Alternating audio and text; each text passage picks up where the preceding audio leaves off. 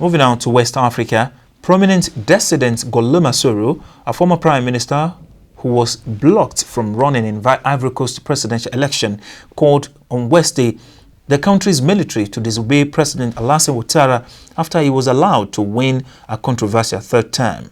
The report. Soro's comments via his Facebook account put him on a direct crash course with his former mentor and align him more closely with two other opposition leaders still in Ivory Coast, who have pledged to push ahead with a transitional government of their own after Saturday's election.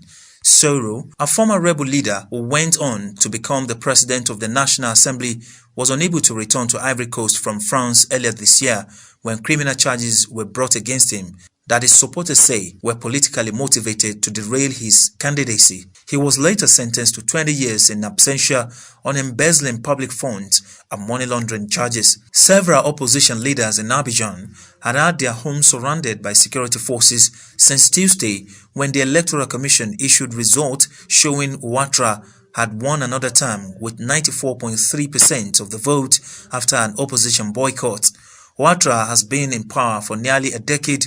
He initially said he would not run again this year, but changed his mind after his party's candidate died suddenly in July. He maintains the country's two-term limit for president does not apply to him because of a constitutional referendum passed in 2016. The 78-year-old president, who is unpopular with international donors, had said he was motivated to run again because of his love for his country. He also has said it's unlikely he will seek re-election again in 2025. There have been widespread fears of post-election violence erupting in Ivory Coast, where more than 3,000 people were killed following disputed votes a decade ago. Soro said Wednesday that a nascent tyranny was forming in the country and he called on opposition activists to continue civil disobedience efforts.